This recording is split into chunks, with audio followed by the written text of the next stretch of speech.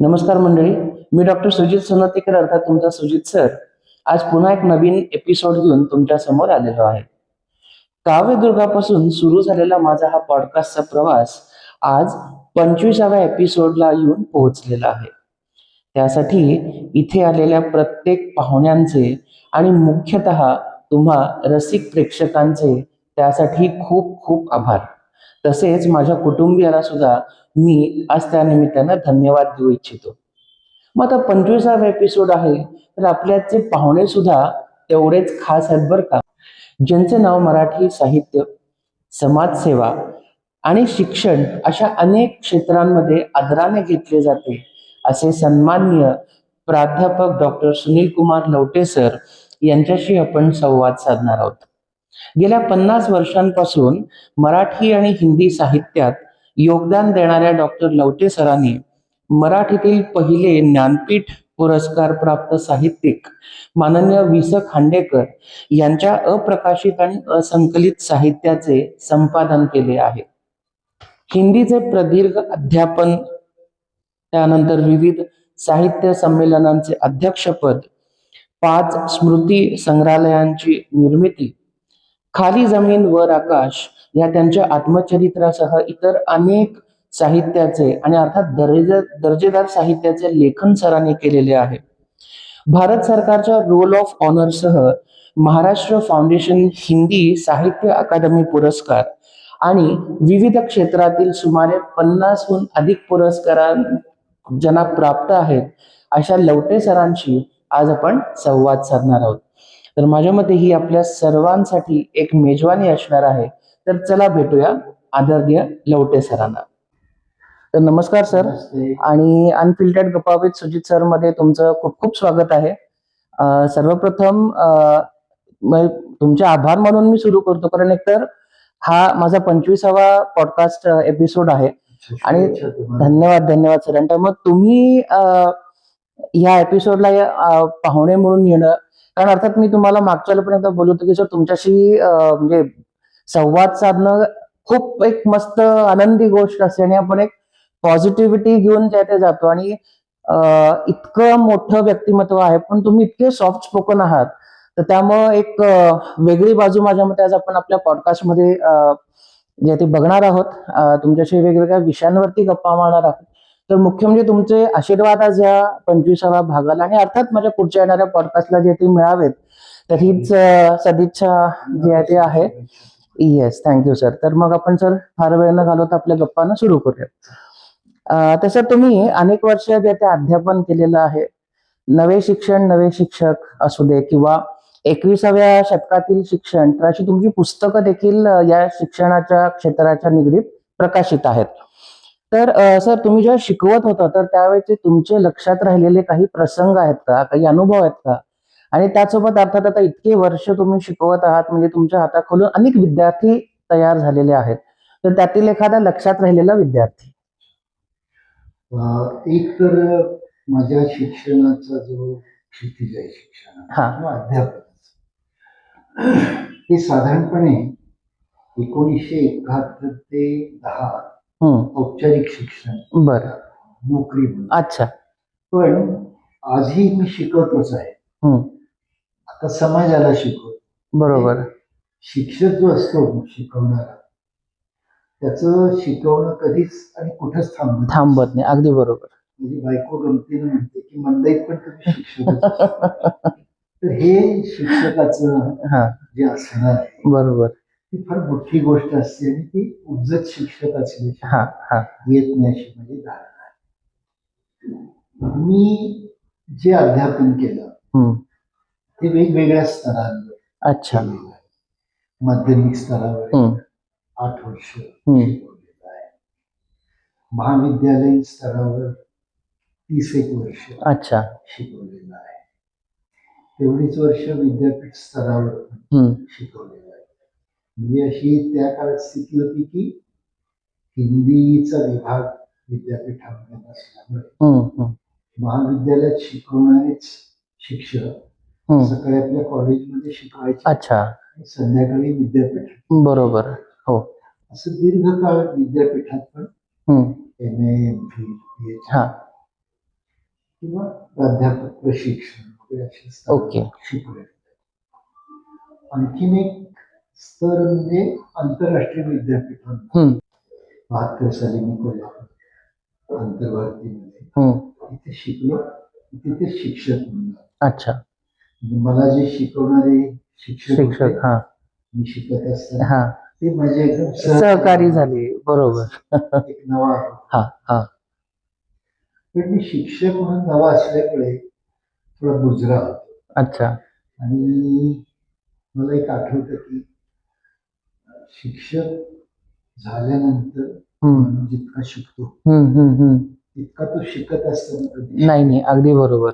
माझाही हाच अनुभव साधारण आहे.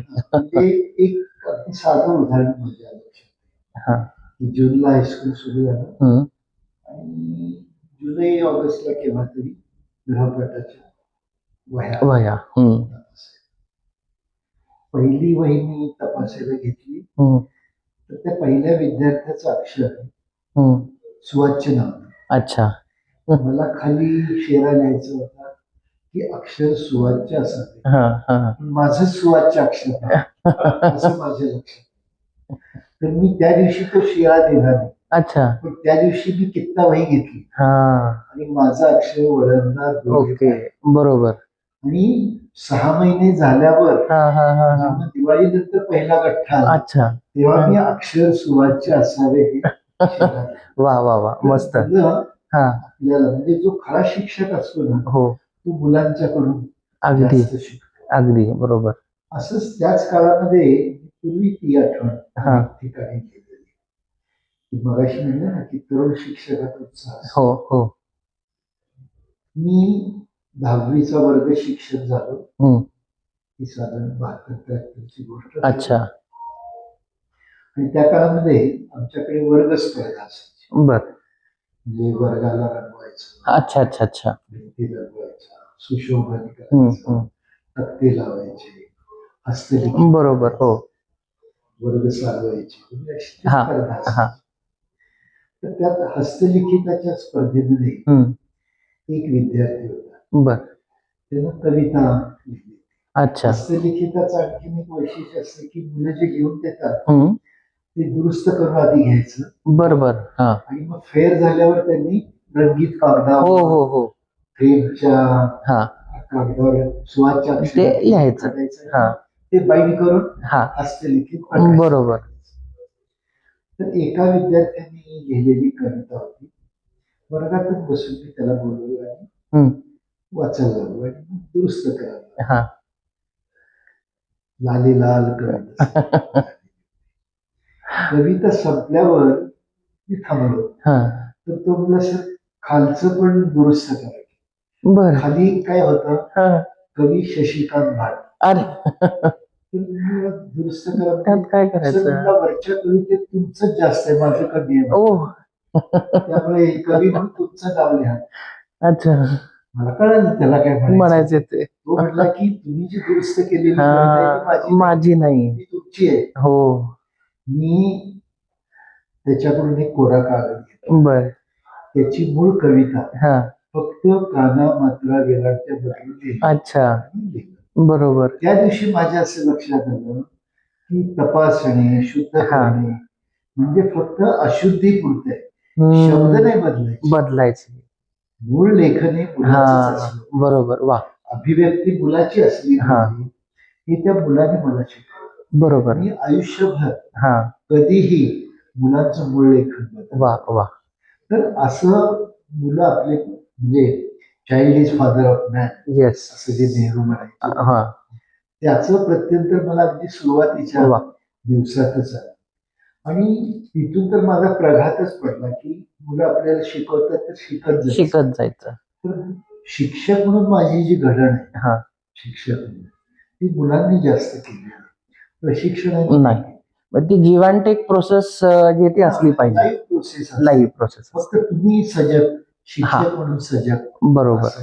आणि मग पुढे महाविद्यालयामध्ये असं काय असत नाही की महाविद्यालयात मुलं सुजाण असतात, हो, कळती असतं त्यांना, आणि कळालं नाही तरी विचारायचं धाडस नसतं. आणि कुणाचं ऐकून घ्यायची मत सवय नसते. नाही, ऐकायचं, हा, ऐकून न ऐकल्यासारखं करायचं. असा पण एक भाग असतो त्याच्यात. बरोबर. म्हणजे नाटक ऐकायचं असतं, प्रत्यक्षात ते ऐकतातच असं नाही. म्हणजे मुली जास्त ऐकतात, मुलं कमी ऐकतात, असा अच्छा. माझा अनुभव आहे. ओके. ऐकणे आणि न ऐकणे हा. ह्या गोष्टी सकृतदर्शनी ज्याला आपण ऐकणे म्हणतो ते ऐकणे नसतं. कधी कधी न ऐकणे पण असतं. अच्छा. कधी कधी न ऐकणे पण असतं. बरोबर बरोबर. म्हणजे नळी फुंकली सोनारी कोणाकडे गेल्यावर असं पण ऐकणे असतं. बरोबर. तर महाविद्यालयीन अध्यापनामध्ये तुम्ही जास्त अलर्ट, हायस्कूलमध्ये काही अलर्ट राहिलं, बरोबर. सजग राहिलं, हा, तुम्ही शिकवाल ते प्रमाणच. बरोबर. महाविद्यालयामध्ये काही आपण ज्याला म्हणतो की चतुर मुलं असतात आणि काही आगाऊ मुलं पण असतात. ती कधी कधी तुमची अग्निपरीक्षा येत असतात. म्हणजे मला आठवतं की मी ज्या काळामध्ये सुरुवातीला गोखले कॉलेजमध्ये शिकवायचो, माझ्यापेक्षा जास्त मोठ्या वयाची मुलं पीडीच्या वर्गात. म्हणजे तो काळ शिवाजी विद्यापीठाच्या शेवटच्या पिढीचा काळ. आणि शिवाजी विद्यापीठाने मी ज्या पहिल्या वर्षी महाविद्यालयात शिकवायला गेलो 78 साल असेल, विद्यापीठाने असं ठरवलं की पिढी बंद करायची. आणि त्याच्या आदल्या वर्षीची शेवटची परीक्षा होती. पीडी म्हणजे प्री डिग्री. Pre degree. अच्छा. म्हणजे पीडी, FY, SY आणि TY असं 4 वर्षाचा डिग्री. बरोबर. हा. तर प्री डिग्री असा क्लासेस असायचा. ओके. तर प्री म्हणजे आता 11वी 12वी आणि मग FY, SY. बरोबर. म्हणजे कसं आपल्या व्ह्युअर्सला साधारण ते पण माहिती. हा, पूर्वी शाळेमध्ये 8वी ते 11वी शिकवलं जायचं. बरोबर. म्हणजे SCC. ओके. अच्छा. हा. आणि मग PD, FY, SY, TY. Honours हा 3 वर्षाचा. अच्छा. पीडी स्वतंत्र. तर त्या वर्षी शिवाजी विद्यापीठाने शेवटच्या पिढीला ऐतिहासिक निर्णय घेतला की यावर्षी जे विद्यार्थी बसतील त्यांना पास करायचं. त्यामुळे जेवढ्या आषाढी कार्तिकीचे वारकरी होते ते सगळे पवित्र झाले. बरोबर. आणि अशी थोराड मुलं त्या वर्षी सगळे शिकायला FY ला आमच्याकडे आली. म्हणजे मला आठवतं की आमच्या FY मध्ये 2000 मुलं आली. बापरे. FY ला ऍडमिशन 2000. अच्छा. आम्ही माईक वरनं शिकवायचो त्या वर्गाला. मोठा क्लास. ओके. आणि बापई मुलं सगळी. आणि मी एकदम तरुण मुलगा, 28 वर्षाचा, ती 35-33 वर्षाची मुलं. आणि ती काही शिकायला आलेली नव्हती. बरोबर. फक्त ती लॉटरी लागल्यामुळे कॉलेजला गंमत करायची म्हणून आलेली मुलं. जाता जाता डिग्री मिळाली तर मिळाली. ते काय गंमत. आपल्याला तर वरदानच मिळालं कॉलेज कुमार व्हायची राहिली. बरोबर बरोबर. खेळायला बाहेर धो पाऊस पडायचा आणि मुलं सगळी ये रे पावसाळी सुरात. म्हणजे ती शिकायलाच आलेली. बरोबर. अशा मुलांना शिकवायचं एक मोठं चॅलेंज. अच्छा. माझ्या अगदी सुरुवातीच्या काळात आलेलं. आणि पहिल्या तासाला मी बघितलं की अशी नटोरियस मुलं आहे. मी त्यांचं गाणं वगैरे झाल्यावर त्यांना म्हटलं की तुम्ही गाणं म्हणायला आलात का शिकायला आलात? मग म्हटलं की बघ. अच्छा. म्हटलं मी तुमच्यापेक्षा लहान आहे खरंय, तुमच्यापेक्षा जास्त शिकलेला एवढं तरी मान्य करा. आणि जो जास्त शिकलेला असतो शहाण्या माणसाने त्याचं ऐकायचं. वा.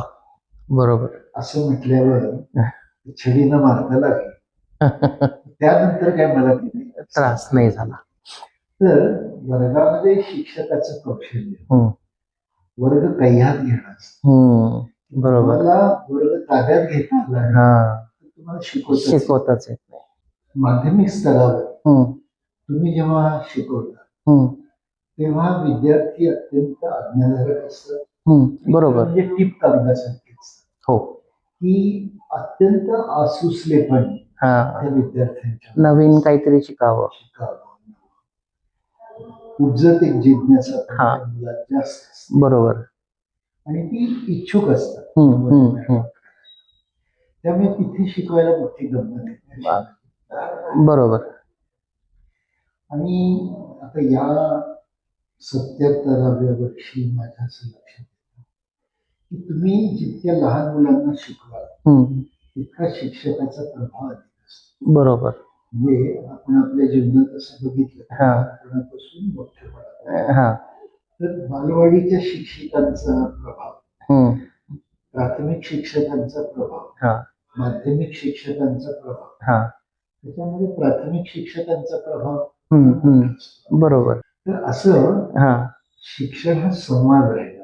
बरोबर, अगदी बरोबर. एकतर्फी शिकवणं असेल तर कधी शिकवणं नाही, अगदी बरोबर सर. शिकवणं म्हणजे हे हृदयचे ते हृदय. नेहमी शिक्षणामध्ये शिकवतात अध्यापक हे पाळलेलं आहे. बरोबर. त्यामुळे एकतर माझा निकाल सतत चांगला राहायचा.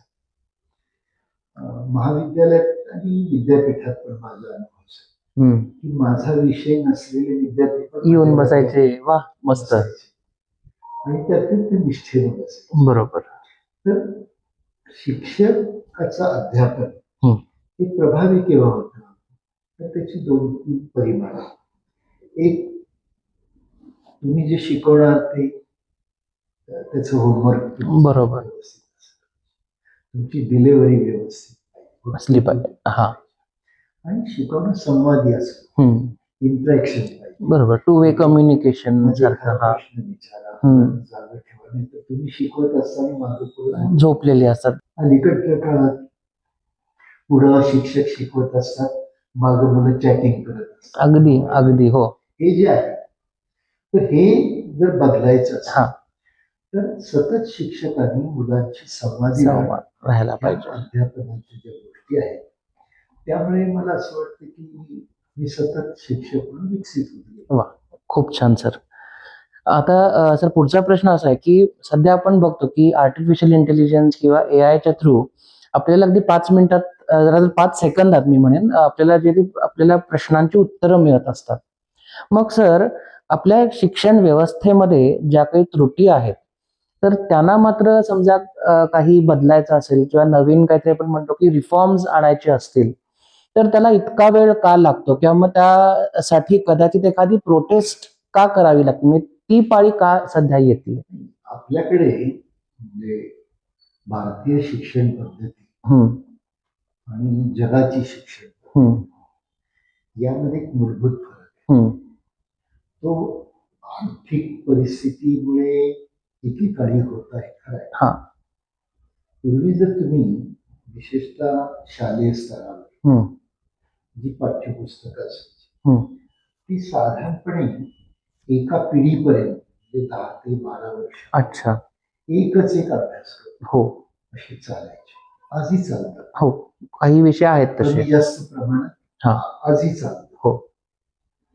पण शालेय स्तर आणि महाविद्यालयीन स्तर त्याच्यामध्ये एक फरक आहे की महाविद्यालयीन स्तरावर 3 वर्षांनी अभ्यासक्रम बदलत असतो. विद्यापीठ स्तरावर 3 वर्षांनी. बरोबर बरोबर. 3 जास्तीत जास्त 5 वर्षांनी.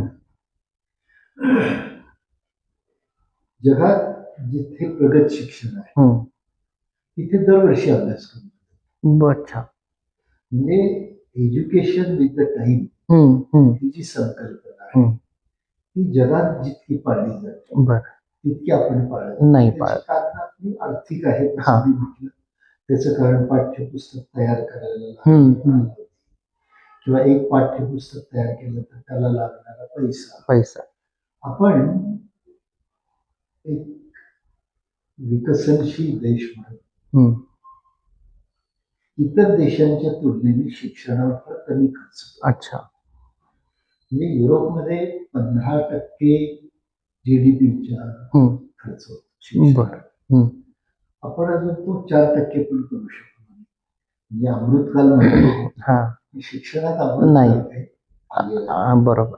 म्हणजे मी जग बघितलेलं असल्यामुळे सांगतो की शिक्षकांची पदं वर्षोनवर्ष भरली जातात. नाही, अगदी बरोबर आहे सर. हे केवळ आर्थिक दारिद्र्याचं लक्षण नाही, कल्पना दारिद्र्याचं हम्म. किंवा शिक्षण कशाशी खातात हा. हे राजकारण्यांना कळत नसतं. आणि मी परत असं सांगेन, म्हणजे तो टप्पा मोठा आहे की भारताची लोकशाही 75 वर्ष झाली तरी काही प्रगल्भ झाली. प्रगल्भ लोकशाही कशाला म्हणतात की तुम्ही कोणाला निवडून देता त्यावर तुमची प्रगल्भता. बरोबर. आपण म्हणजे आपलं मतदान जे आहे, म्हणजे मला असं आठवतं की 1952 आपली पहिली इलेक्शन झाली. 52च्या इलेक्शनचा असा अभ्यास आहे की गावचा शिक्षक ज्याला सांगायचा त्याला लोक म्हणते. अच्छा. लोकांना कळायचं की राजकारण नव्हते. बरोबर. राजकारणाशी लोकांचा काही संबंध. गावात शहाणा मनुष्य शिक्षक 7वी पास झाले तो शहाणा. अच्छा. पण शिक्षकाचं चरित्र विवेकी होतं. त्यामुळे 52च्या इलेक्शन बद्दल असं सांगितलं जातं की त्यावेळचे सगळे शिक्षक स्वातंत्र्य लढ्याशी संबंधित असल्या काँग्रेसला मत सगळी, विरोधी पक्षाला बरोबर लाक्षणिक यश. अलीकडच्या काळात ही जैनजी जनरेशन जी आहे, वारंवार पेपर फुटणं हे भ्रष्टाचारी चरित्राचंच लक्षण आहे. वारंवार परीक्षा रद्द करायला लागणं, बरोबर, हे आपल्या शिक्षणाबद्दलचं गांभीर्य नसल्याचंच लक्षण. त्यामुळे एआयच्या काळामध्ये म्हणजे खर तर परीक्षा पद्धतीची जी नवी परिमाण आहे त्याच्यामध्ये आता तर आम्ही असं म्हणतो आहोत, माझ्यासारखा शिक्षणाबद्दल गंभीरपणे विचार करणारा असं सांगतो की 35 मुलांचा ब्लॉक आहे तर 35 प्रश्नपत्रिका देणं शक्य आहे. बर. प्रत्येक मुलाला वेगळी प्रश्नपत्रिका. या वर्षीची एनरोलमेंट जी आहे 2026, अच्छा, त्यामध्ये असं दिसतं की पदवी स्तरावर नोंदणी घटलेली आहे आणि पदव्युत्तर स्तरावरची नोंदणी वाढलेली आहे. याचा अर्थ काय की जैनजी जनरेशन जी आहे, म्हणजे आताची जी शिकणारी पिढी आहे त्या शिकणाऱ्या पिढीला शिक्षणाचं वैयर्थ लक्षात आलं की शिकून नोकऱ्या मिळणार नसतील तर शिकायचं कशासाठी. बरोबर. मग आपण असं काहीतरी छोटं मोठं शिकू की ज्याच्यामुळे उपजीविका. अच्छा. गेल्या वर्षापर्यंत जैनजी जनरेशन व्यक्त होण्यापूर्वीच शिक्षण आणि व्यक्त झाल्यानंतर शिक्षणाबद्दलचा विचार ही भारताने शिक्षणाची परतलेली भाकरी आहे. ओके, अशी माझी धारणा आहे. जर या आंदोलनापासून हा देश शिकला नाही त्याच्या शक्यता पण मला कमीच दिसतात. मी काही निराश नाही, पण जे सत्तेमध्ये शहाणपण लागतं, बरोबर, ते मला दिसत. मी कुठल्या पक्षाबद्दल बोलतो असं समजू नका की शासन नावाची गोष्ट ही निरपेक्ष असली पाहिजे, न्यायी असली पाहिजे, सर्व जनतेचा जाती धर्म पंथांचा विचार करणारी असली पाहिजे आणि नागरिक म्हणून त्याची चारित्रिक घडण उंचावणारी असली पाहिजे. ही जी शिक्षणाच्या मूलभूत संकल्पना आहे त्याच्याशीच आपण फारकत. बरोबर. म्हणजे मला जर तुम्ही विचाराल की भारतीय शिक्षणाला काय उत्पादित करायचं आहे तर एटीएम उत्पादन. अच्छा. मिळवणारा नागरिक. पैसे हे आपल्या शिक्षणाचं उद्दिष्ट आहे. माणूस नावाची घडण हे आपल्या शिक्षणाने, बरोबर, लक्ष ठेवले. अच्छा. मी सिंगापूर पाहिलेलं आहे, मॉरिशस पाहिलेलं, जपान पाहिलेलं, फ्रान्स पाहिलेलं, इंग्लंड पाहिलेलं, अनेक देश पाहिले. माझ्या असं लक्षात येतं की जपान सारखा देश, चीन सारखा देश,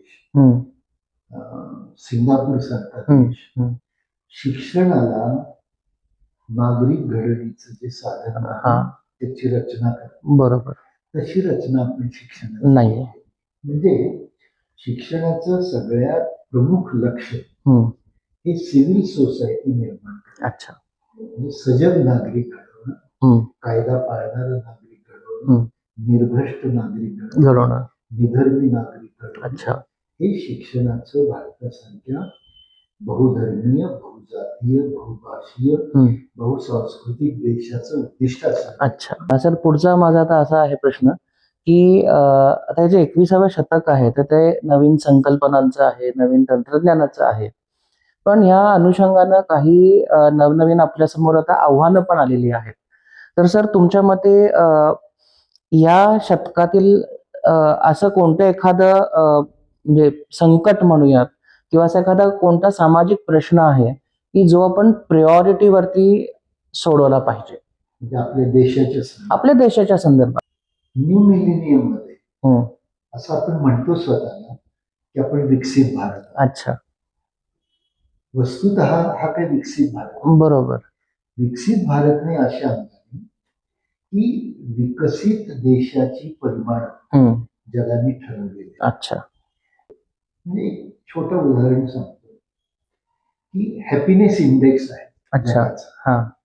जग दरवर्षी एक युनेस्कोची संघटना त्यांनी पॅरामीटर्स कसोट्या ठरवल्या. अच्छा.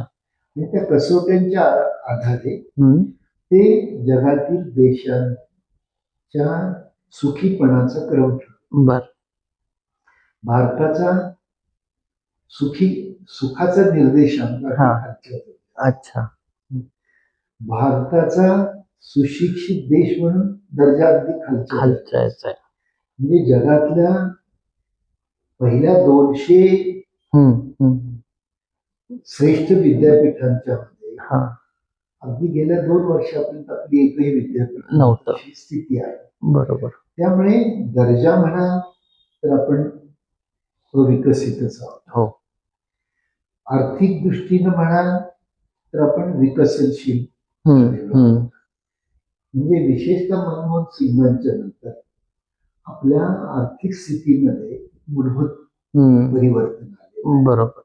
म्हणजे 90 साली जी भारताची क्रयशक्ती होती त्याच्या 10 पट क्रयशक्ती आता सर्वसामान्य म्हणजे छोट्या छोट्या गोष्टी. हो. की 60 साली सायकल जिंदाबाद, 80 साली स्कूटर जिंदाबाद, 2000 साली 4 व्हीलर जिंदाबाद. बरोबर. म्हणजे आपली भौतिकतेची परिमाण ही सतत वरच्या चालली कडे झाली. बरोबर. आता हे तुम्ही म्हणाल की शहरातलं खेड्यात पण आहे वाढलेलंच आहे. हो. काही म्हटलं म्हणजे शेती उद्ध्वस्त झाली वगैरे सगळं जरी मान्य केलं तरी उत्पादन दर बरोबर वाढलेलंच. म्हणजे एकीकडे आर्थिक सुबत्ता आलेली आहे, पण आर्थिक सुबत्ता येणं हे काही नागरी समाजाचं खरं लक्षण. बरोबर. नागरी समाजाचं लक्षण मूल्यवान समाजाची निर्मिती. अच्छा. तिकडे आपण लक्ष दिलं पाहिजे. रस्ते चांगले करणं, ते वर्षोनवर्षे टिकणं, वर्षोनवर्षे टिकणं यामध्ये जी एक शाश्वत विकासाची. अच्छा. ती मानवी विकासात शाश्वत. बरोबर. इथे जास्त आपल्याला आधी लक्ष दिलं पाहिजे, जास्त केलं पाहिजे. बरोबर. सर तुम्ही कोल्हापुरातील जे बाल कल्याण संकुल आहे तर या संस्थेशी अनेक वर्ष जोडलेले आहात. तर या संस्थेसाठी तुमचं इव्हन जे योगदान आहे ते सुद्धा खूप जास्त आहे. तर तिथे तुम्हाला आलेले असे काही अनुभव आहेत का की जे लक्षात राहिले? की आपल्या समाजातली अशी एक व्यवस्था आहे की ती समाजातलं तुटलेलं भेट. अच्छा. म्हणजे समाजाचा आणि त्या संस्थांचा फारसा संबंध गेल्या 25 वर्षापूर्वी नव्हता. अच्छा. गेल्या 25 वर्षापूर्वी जास्त आलेला आहे. म्हणजे गेल्या शतकामध्ये या संस्था समाज यांचा फार संबंध आहे. त्यामुळे त्या संस्थांच्या मध्ये जो विकास व्हायला पाहिजे होता ते मी 80 साली जेव्हा काम सुरू केलं. अच्छा. तेव्हा माझ्या असं लक्षात आलं की मी 60 साली संस्थेमध्ये त्याच रिमांडमध्ये जसा होतो तशीच ती संस्था 80 साली पण. अच्छा. म्हणजे 20 वर्षात कोणत्याही प्रकारचा बदल काही फार झालेले नाहीये. फार नाही झालेलाच झालेलाच नाही. अच्छा.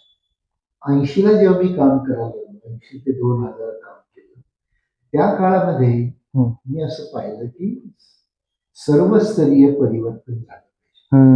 म्हणजे मुलांची संस्था आहे तर तिथे महिलांची नियुक्ती झाली पाहिजे. म्हणजे अनाथ मुलांच्या संस्थेत मातृत्व आणि काळजीवाह अच्छा. अशी व्यवस्था आल्याशिवाय मुलांचं संगोपन नाही.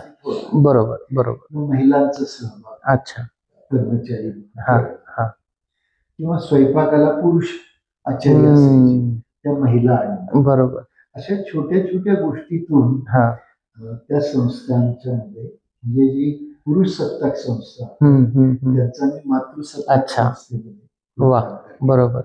त्यामुळे एक आपोआपच प्रेमाचा काजर, आपलेपणा, काळजी जी घेतली जाते ती गोष्टी आल्या. म्हणजे संगोपनाचा जो दर्जा तो मानवी झाला. अच्छा. म्हणजे पूर्वी या संस्थांचं स्वरूप बच्चों का जेल, तर ते बाल कल्याण संकुल. बरोबर. ते बाल कल्याण संकुल झालं म्हणजे मातृत्व आलं, संवाद आला, शिक्षा गेली, बरोबर, कोंडले पण गेलं, यस, एकाच टाग्यातले कपडे गेले, प्रत्येकाला रंगीत कपडे आले, बरोबर, आयब्रो करायचं स्वातंत्र्य आलं, अच्छा, कट करायचं स्वातंत्र्य आलं, मेहंदी काढायचं, अरे वा, बांगड्या भरायचं स्वातंत्र्य आलं, असं लग्नाचं स्वातंत्र्य, शिक्षणाचं स्वातंत्र्य, बरोबर बरोबर. जो एक साचलेपणा आणि साच्यातल्या गणपती सगळ्यांना बसतो, एकाच साच्यात. अच्छा, ते बंद झालं. ते बंद झालं आणि त्याचा मी म्हणजे माझ्या अगोदर शिकत होतो तेव्हा आमच्या संस्थेमध्ये एक चित्र होतं. ही संस्था मातेचे कार्य करते. फक्त चित्रात होतं. मी फक्त काय केलं, ते चित्र संस्थेमध्ये प्रतिबिंबित केलं आणि सगळ्या संस्थांचं स्वरूप. खूप छान. किती मोठी गोष्ट आहे. आज स्थिती अशी की पूर्वी समाजातले लोक बाहेर स्थळ मिळालं नाही की संस्थेत यायचे. बर. आणि मग म्हणायचे मुलगी आहे का, म्हणजे आमच्याकडे दुय्यम दर्जाची स्थळ की बायको वारले, विधुरा अपंग आहे ती यायची. अच्छा. काहीतरी नाकारले पण ज्या पुरुषांना ते कुठेतरी लपवण्यासाठी मग तिथे नाही, अपरियायी सोयरी. अच्छा. आता काही इलाजच नाही, मग लग्न करायचं म्हणून आमच्याकडे संस्थेत यायचे. आताही तसे येतात. बर. पण आता आम्ही सांगतो की आमच्या संस्था बदल, बरोबर, आमच्याकडे मुली लग्नाच्याच नाही. झालं काय तर आम्ही सगळ्या मुलींना आता मुलांना एज्युकेशनचं स्वातंत्र्य देतो. त्यामुळे पूर्वी सगळे ITI करायचे, आर्ट्सला जातात, कॉमर्सला, इंजिनिअरिंगला जातात, मेडिकलला जातात. अच्छा. आमची डॉक्टर, इंजिनियर, मस्त. बर.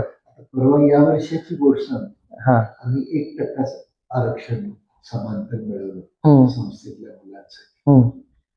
परवा MPSC ची पहिली बॅच मुलांची बाहेर पडली आणि संस्थेतून महाराष्ट्रातल्या वेगळ्या संस्था MPSC मध्ये गॅझेटेड ऑफिसर झालेले 50 अधिकारी संस्था.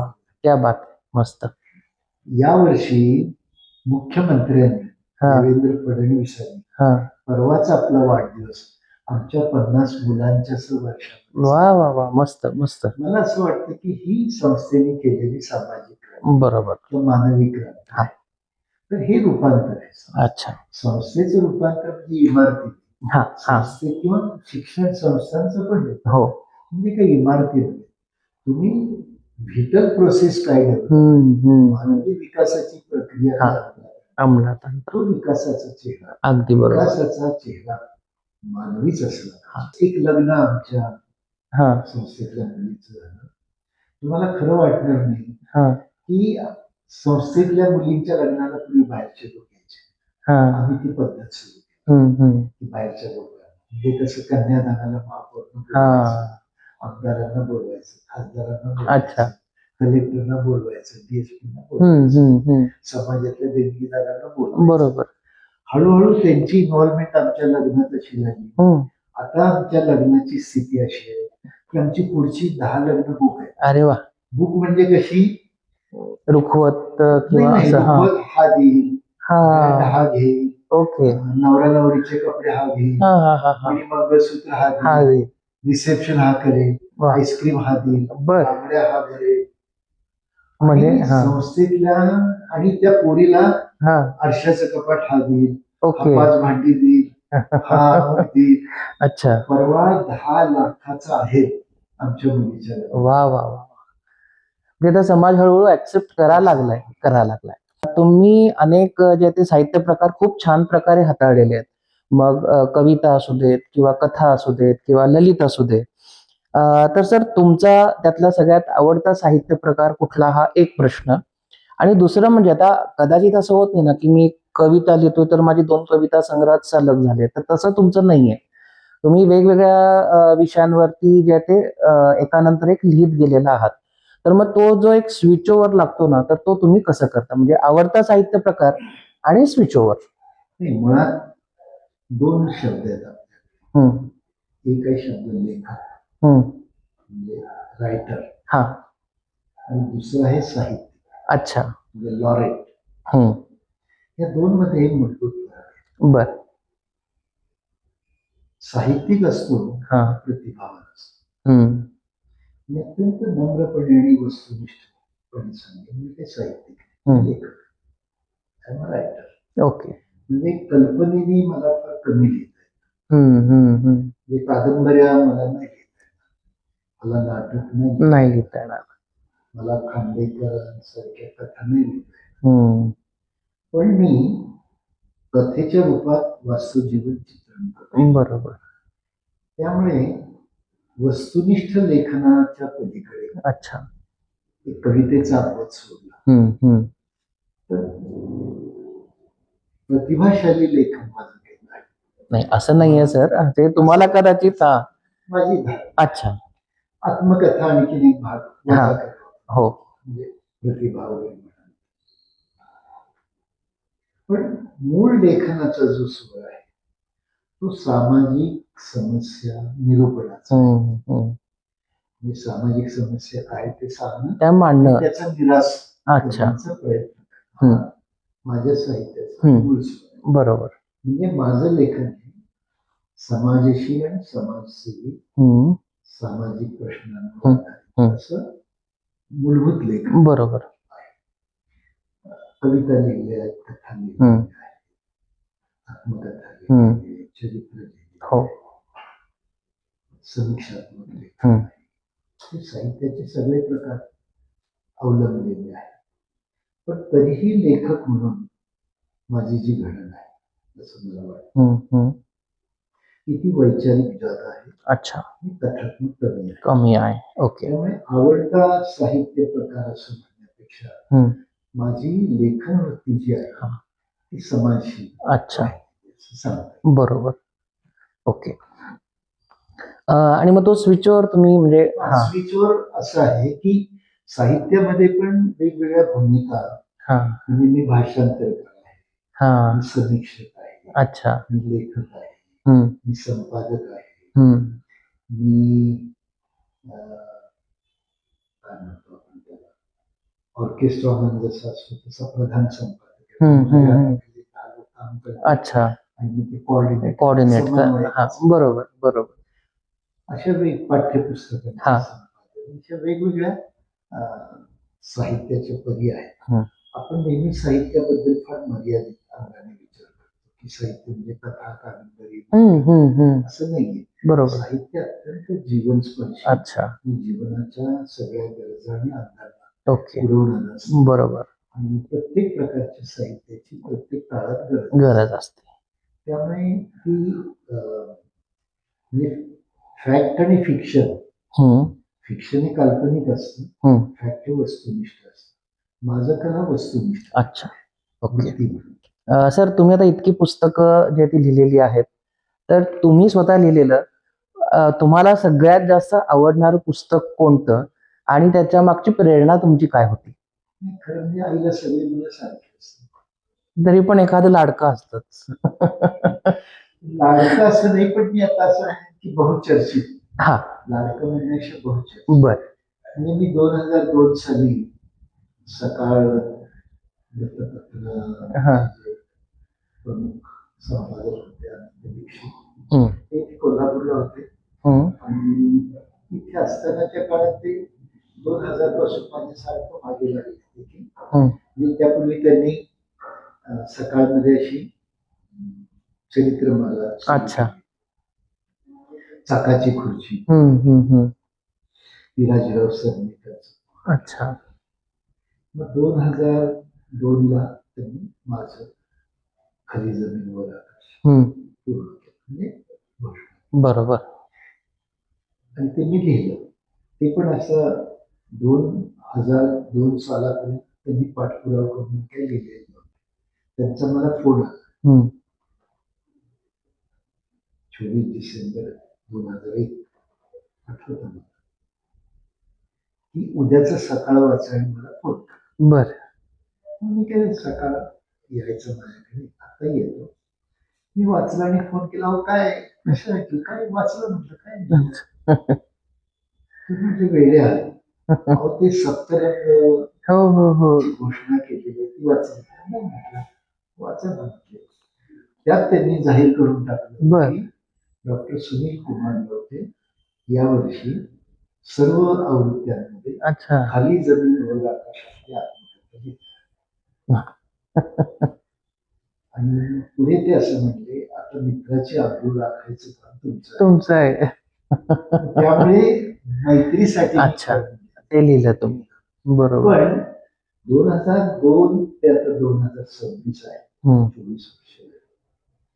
मी तुम्हाला असं सांगेन की त्या आत्मचरित्राने मला काय दिलं त्याच्यापेक्षा समाजाला माहिती दिलं.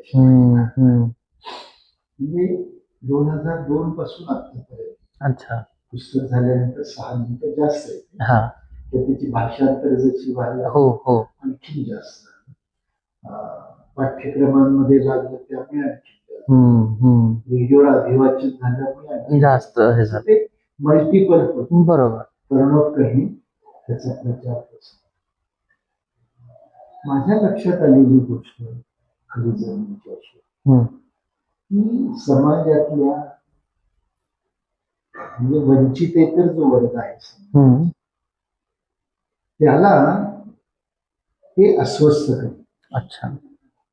म्हणजे खाली जमीन जो वाचतो ना आणि जो वाचक माझ्याशी बोलतो त्याची एक ठरलेली प्रतिक्रिया नक्की असते की तुमचं पुस्तक वाचेपर्यंत दुःखाचं खरं स्वरूप आम्हाला कळालेलं नाही. म्हणजे आम्ही दुःखी होतो. तुमचं पुस्तक वाचल्यावर लक्षात आलं की आम्ही सुखच दुःख. बरोबर. अगदी बरोबर. हे जे काय आपण म्हणू की जगापलीकडचं जगण्यापलीकडचं जगणं. बरोबर. ते पुस्तक दाखवतं. अच्छा. त्यामुळे ते समाजाला जास्त भावतं. बरोबर. आणि खरं म्हणजे साहित्याचं काम पण हेच आहे की समाजाला प्रबुद्ध करणं. बरोबर. ते त्या पुस्तकाने केलं. सर तुमचे आवडते लेखक किंवा कवी कोण? तुमचे आवडते खरं म्हणजे सगळं वाचायला आवडतं. बाबुराव अनाथ, चंद्रकांत पाटोळकर, बरोबर. पण मनस्वी लेखक ज्याला तो खलील जिब्रान. अच्छा. तुम्ही जी 5 स्मृती संग्रहालयांची निर्मिती केलेली आहे तर त्याच्या संदर्भात तुम्हाला काय सांगायला आवडेल? खांडेकरांचं विपुल असं संदर्भ साहित्य, संदर्भ साधनं मी जमा केली. बर. माझे मित्र मल्हार आरणकल्ले काहीतरी निमित्ताने घरी आले त्यांनी त्यांना दाखवलं इतकी पत्र खांडेकरांचे, इतकी वर्तमानपत्र वाचलेली आहे, इतकी हस्ताक्षर आहे, इतकी छायाचित्र. अच्छा. तर म्हटलं हा खजिना आहे म्हटले त्याचं म्युझियम का कर. तोपर्यंत काहीतरी म्युझियम करण्याची कल्पना. बरोबर. आणि ते इथून माझ्याकडे उठले विद्यापीठात गेले. आणि कुलगुरूंना म्हटलं की त्या माणसाने राहिलं खांडेकरांचं हा. झालेलं. आपण विद्यापीठात त्यांचं म्युझियम का करतो? बरोबर. ते म्हणजे की सकाळमध्ये उद्या लिहा अरे. आपण करू. म्हणजे तुम्हाला सकाळच्या द्वारे माझ्या मते सकाळी उठलं की नवीन काहीतरी नाही, सकाळी मला लेखन करण्यामध्ये मोठी भूमिका अच्छा. आहे. त्यामुळे मला असं आठवतं की सकाळचा जेव्हा कोल्हापूर सकाळचा महोत्सव झाला त्यावेळी एक पुस्तक लिहिलं, भारतीय साहित्य, ते मी सकाळला. अच्छा. वा. तर मी असं सांगत होतो की त्यामुळे मग त्या म्युझियमची निर्मिती आणि मग ती निर्मिती झाली. मग दुसऱ्या विद्यापीठाने मला, तिसऱ्या विद्यापीठ, अच्छा. असं सगळ्या विद्यापीठांच्या ते कोण असं कोण म्हणजे कुठल्या कुठल्या लेखकांचे आहे ते? इथे आपण खांडेकरांचं केलं. नाशिकच्या यशवंतराव चव्हाण महाराष्ट्र विद्यापीठात यशवंतराव. ओके. श्री शिक्षण संस्थेमध्ये धोंडकेश्वर अच्छा कर्व्यांचं केलं. बार्शीला कर्मवीर मामासाहेब जगदाळेंचं केलं. साने गुरुजी राष्ट्रीय स्मारकात साने गुरुजी. अच्छा, मस्त. जे सगळे खांडेकरांचं केलं. बरोबर. म्हणजे सर आपण बऱ्याचदा फॉरेनमध्ये रायटर्स वॉल नावाची जी कन्सेप्ट बघतो तेव्हा ते आम्ही सर गेले 3-4 वर्षांपूर्वी आपटे वाचन मंदिर जे इचलकरंजीचं आहे तर तिथे सुद्धा वपू काळे दालन आणि रत्नाकर मतकरींचं दालन असे 2 केलेली आहेत ती. तर मग हे अर्थात त्याच्यापेक्षा खूप म्हणजे मोठं हे आहे आणि नक्की त्याच्यातून वाचकांना जे आहे ते खूप छान खजिना म्हणजे मिळाल्यासारखं आहे. सर आता आणखीन एक जे तुमचं नाव कायम जिथे घेतलं जातं ते म्हणजे की वि. स. खांडेकरांचे जे त्यांचं अप्रकाशित आणि असंकलित साहित्य आहे तर त्याचं तुम्ही संपादन केलं होतं. तर मग त्यामागची प्रेरणा काय होती? किंवा इव्हन मी इंटरनेटवरती सुद्धा बऱ्याच त्या अनुषंगानं आर्टिकल्स वगैरे वाचले तर मी होमवर्क तसा थोडा करून आलेलो आहे. पण मग त्यामागची सर तुमची म्हणजे प्रेरणा मी म्हटलं तसं अर्थात काय होती? आणि हे इतकं सगळं जे वैविध्यपूर्ण साहित्य आहे तर ते तुम्हाला मिळवण्यासाठी म्हणजे काय काय प्रयत्न करावे लागले? खांडेकरांच्या बद्दल माझ्या मनात आस्था असण्याचं कारण असं की मी मगाशी सांगितलं आंतरभारतीय विद्यालयात हो ती खांडेकरांनी स्थापन केली. बरोबर. कोल्हापुरातली. हा. खांडेकर त्याचे अध्यक्ष. हो. आणि मी जेव्हा 8वी ते 11वी शिकत गेलो तेव्हा खांडेकर दरवर्षी कितीतरी वेळा मोठमोठ्या साहित्यिकांना घेऊन आमच्या अच्छा शाळेत येत होते आलेले. तो एक प्रभाव माझ्या मनावर. नंतर मी प्राध्यापक झाल्यावर त्यांच्या अनेक रचनांचे भाषांतर. अच्छा. त्याला राष्ट्रीय पुरस्कार मिळाला. 2000 साली जेव्हा मी सामाजिक काम सोडलं तेव्हा माझ्या डोक्यात आलं की खांडेकरांचं विपुल साहित्य अजून ग्रंथरूप व्हायचं.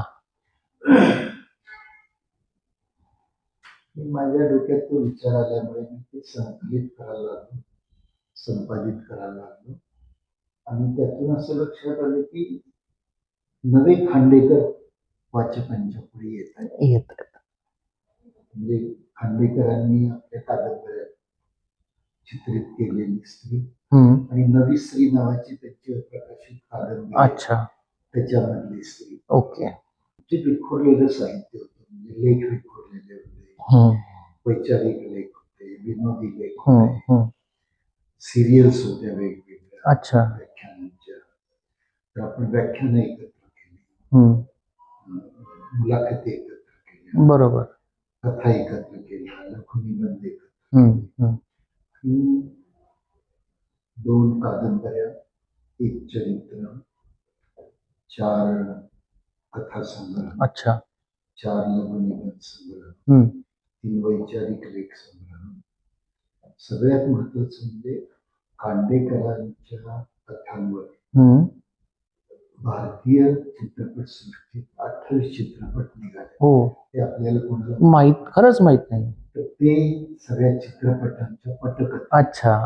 अंतरीचा दिवाळा आणि मग पटकथाकार खांडेकर म्हणून त्यांनी मराठी चित्रपट सृष्टीला काय contribution दिली, त्याचं प्रत्यक्ष मराठी भाषा जे आहे त्याला अभिजात दर्जा मिळाला म्हणून आपण बरेचसे कार्यक्रम करतोय. त्या अनुषंगानं वेगवेगळे परिसंवाद होत आहेत. पण ही खरी जी काही आता आपण ह्या आपल्या मराठी भाषेची जी स्थिती आहे, कदाचित दर्जा मिळायच्या आधी आणि आता दर्जा मिळाल्यानंतर सुद्धा, तर हे ठीक आहे, पण आपल्या मराठी भाषेचं फ्युचर काय असं तुम्हाला वाटतं? फ्युचर म्हणण्यापेक्षा हा क्लासिक लँग्वेज हा नावाची जी कन्सेप्ट, अभिजात भाषेची जी संकल्पना, त्या संकल्पनेमध्ये 2-3 रूप आहेत. त्या 2-3 कसोट्या आहेत.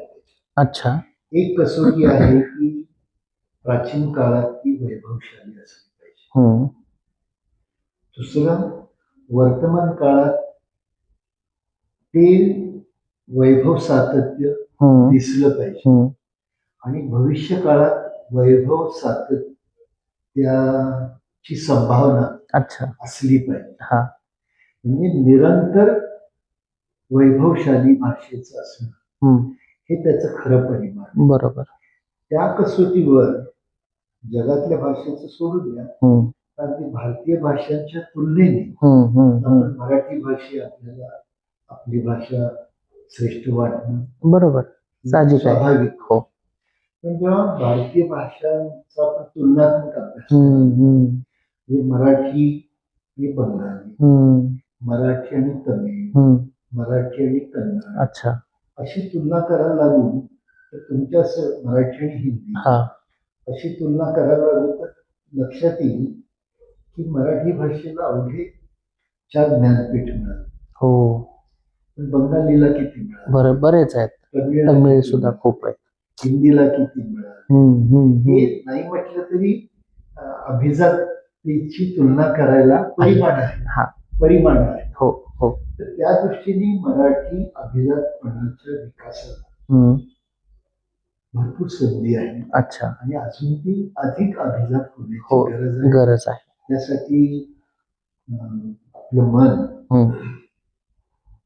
मराठी असणं, मराठी भाषेचा जास्तीत जास्त वापर करणं, मराठी भाषेचं मराठी समाजाचं एक वैगुण्य पूर्वापार चालत आले. ते काय आहे की 1940-41 ला आपल्या भारताचे पंतप्रधान नरसिंहराव हे फर्ग्युसन कॉलेजला शिकत होते. हैदराबादहून आले, इकडे दर्जेदार कॉलेज प्रवेश घेतला पुण्याच्या आपल्या FCला फर्ग्युसनला. 41 साली त्यांनी आपल्या मित्राला एक पत्र लिहिलं की आंध्रातून महाराष्ट्रात आलेला एक माणूस आंध्रातल्या आपल्या मित्राला महाराष्ट्र कसं असं सांग. त्यांनी आपल्या एका पत्रात असं लिहिलंय, Marathi is most anglicise language in India. Marathi ही भारतीय भाषातली सगळ्यात जास्त इंग्रजाळलेली भाषा आहे. 41 ते 2026 इंग्रजाळलेल्या भाषेचा प्रवास कसा आहे तर 41 साली कर्ता इंग्रजी होता, मधल्या काळात कर्म पण इंग्रजी झालं, आता फक्त क्रियापद इंग्रजी राहिलेलं आहे. अशी आपली स्थिती आहे. म्हणजे आपल्या मराठीत इंग्रजी जास्त आणि मराठी कमी.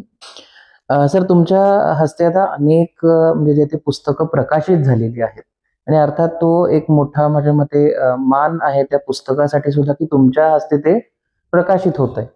आणि तुम्ही निश्चितच मग त्या सोहळ्याला जाता, खूप छान तिथे सुद्धा एन्जॉय करणं. मी मागच्या वेळेला पण पुस्तके साद आणि दातच्या वेळेला बघितलेलं आहे.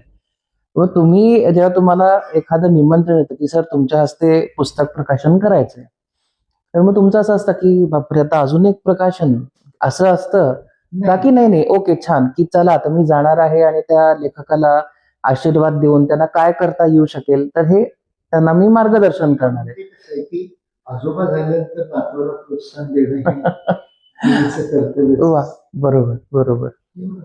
त्यामुळे तुम्हाला ते आवडतं जाणं. आणि आणखी एक माझ्या दृष्टीने फायद्याची गोष्ट अशी की वर्तमानातले लोक काय लिहितात हा त्याचा आपण पण प्रगल्भ होतो करू तर मग आपली एकांगी वाढ होत राहते. बरोबर म्हणजे बरोबर काल मी असं म्हणजे मला कॉलेजच्या खालच्या हा हे ज्येष्ठ आहे ज्येष्ठ नाही मी जैनजी आहे ज्येष्ठतेनंतर देखील तुम्ही तरुण वाटणं, बरोबर. वृत्ती असणं, हा. ते तुमच्या जिंदादिलपणाचं लक्षण आहे ते ठेवावं म्हणजे असावं वय बी काही लागत नाही. अडॅप्टेबल पटकन असलं पाहिजे. मूलतः तुम्ही ज्या काळात जगता हा त्या काळाशी तुम्ही संवादी येस सहवासी बरोबर बरोबर तर तुमच्या जगण्याला अर्थ हा अगदी बरोबर त्याच्यामुळे तुम्ही फेकले जाता समाजात. बरोबर बरोबर एकलकोंडे होता. एकांत तुम्हाला हो हो घरात पण तुम्हाला कोण विचार बरोबर आणि मग तुम्ही जसं मगाशी आडगळ होती अडगळ हो हो समृद्ध हा आणि तुम्ही मगाशी म्हणलात की शिक्षक म्हणून मला कायम नवीन शिकायला आवडतं तर माझ्या मते ही त्याची खूप छान संधी आहे की त्यातून हा बरोबर तर आता सध्या आपण बघतोय की निवृत्तीनंतर जे हे सगळे जे ज्येष्ठ मंडळी आहेत तर हे मोबाईलच्या आहारी कुठेतरी गेलेले आहेत.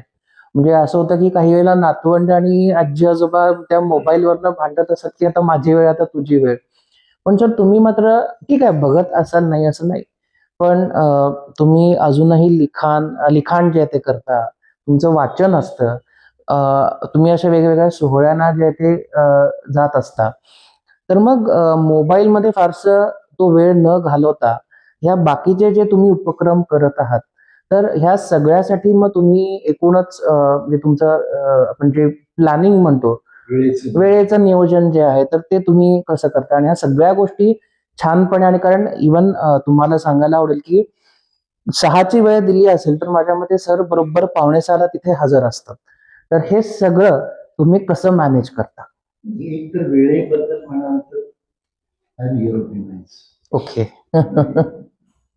जपानचं उदाहरण मला माहिती आहे की एका ठिकाणी टॅक्सी उशिरा मिळाल्यामुळे वेळ पाळता आली. अच्छा. तर मला ज्या संस्थेने वेळ दिली त्यांनी मला दारातच सांगितलं तुमची अपॉइंटमेंट कॅन्सल केलेली आहे. अरे बापरे तुम्ही वेळेत आले 2च मिनिटं वेळ झाला.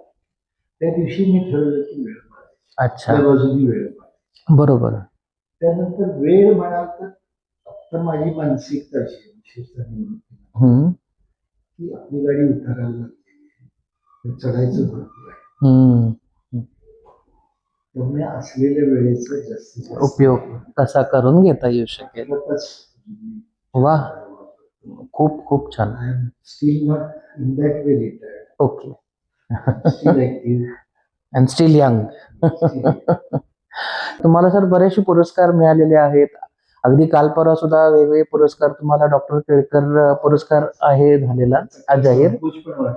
हो तुम्हाला का मिळत नाही मलाच का मिळत. अच्छा तुम्हालाच द्यायला पाहिजे. नाही ते आहेच पण अर्थात कसं आहे सर तुम्ही जे इतकं काम केलेलं आहे माझ्या मते ती कुठेतरी आता पोच पावती एक एक एक एक एक ती मिळते असं मला वाटतं. त्या काळात मिळत गेली मिळत होतेच हा म्हणजे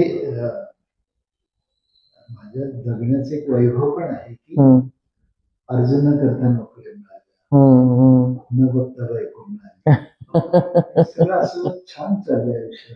बरोबर तर पण खूप मिळाले पण त्यातला एखादा तुम्हाला लक्षात राहिलेला पुरस्कार किंवा एखादा म्हणजे पुरस्कार सोहळा असा असला पाहिजे की किती अगदी छान नीटनेटका आणि टू द टाइम असा एखादा कुठला तरी लक्षात राहिलेला.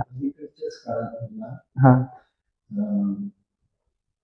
प्रवरानगर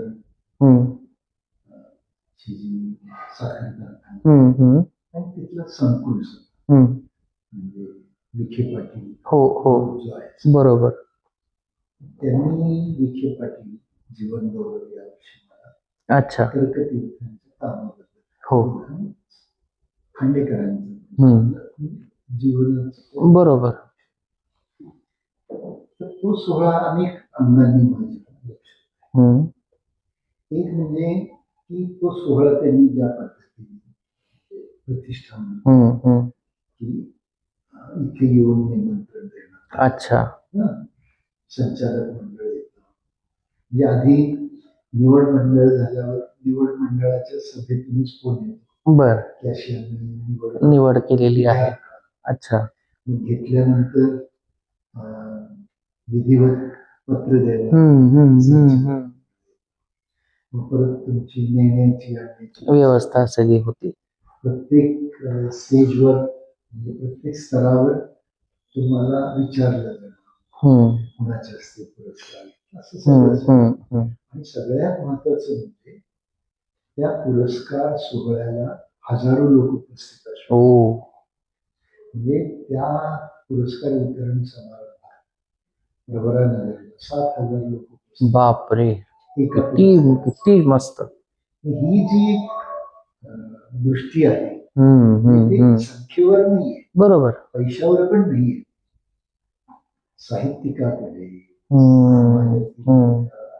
थोर माणसाकडे बरोबर बघण्याची रुजू होते आणि त्या दिवशीचा एक प्रसंग सांगतो जास्त महत्वाचं वाटतं की अख्खं विखे कुटुंब पुरस्कार दिल्यानंतर पाया. वा, किती मोठी गोष्ट आहे. हो म्हणलं हे काय आमचं संस्कार. वा. ही मला वाटतं की पुरस्काराची ही संस्कृती आहे. बरोबर बरोबर. आणि मग त्यांचा पुरस्कार स्वीकारणं सुद्धा माझ्या मते मोठी गोष्ट होऊन जाते. त्या संस्कारामुळे ती जास्त महत्वाची होते. बरोबर. सर, पुढील काळातील तुमचं तर नवीन एखादे काही पुस्तक आम्हाला वाचायला मिळणार आहे का? पुढे आता अलीकडच्याच काळामध्ये आता खांडेकरांची यावर्षी 10 पुस्तकं. अच्छा. बर. आणि 13 नंतर मी जे लिहिलं 13 वर्ष त्याची काही मी पुस्तकं केली. बर. त्याची 10-15 पुस्तकं यायला हरकत नाही. अच्छा, म्हणजे भरपूर मेजवानी आहे आमच्यासाठी. भरपूर लिहितो मी रोजच. पुस्तक करण्याचा कल. अच्छा, बरोबर. तर सर, या आजच्या पॉडकास्टच्या निमित्ताने तुम्ही सगळे जे आपले प्रेक्षक आहेत तर त्यांना काय संदेश, आशीर्वाद रूपी संदेश तुम्हाला काय द्यायला आवडेल?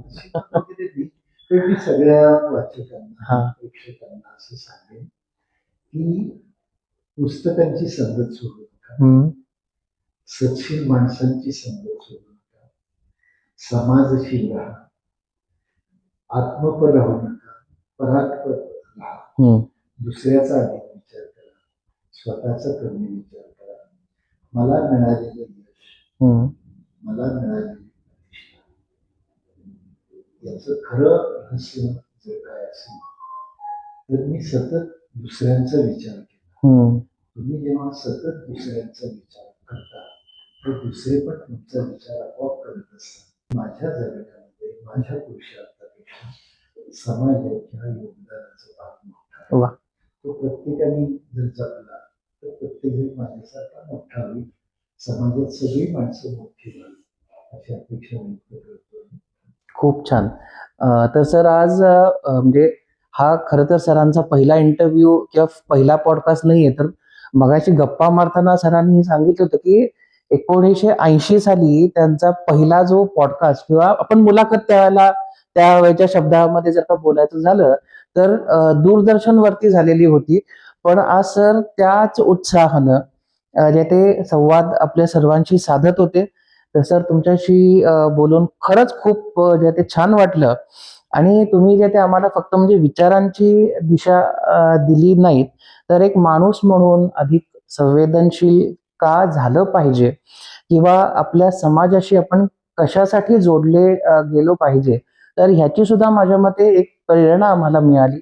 आणि तुम्ही आजवर जे काही सगळं कार्य केलेलं आहे, मग ते शिक्षणामध्ये असू दे, समाजसेवेमध्ये असू दे किंवा एकूणच साहित्यामध्ये जे ते असू दे, तर ते आपल्यापैकी अनेक जे ते व्ह्युअर्स आहेत तर त्यांना ते नक्की मार्गदर्शक जे ते ठरणार आहे.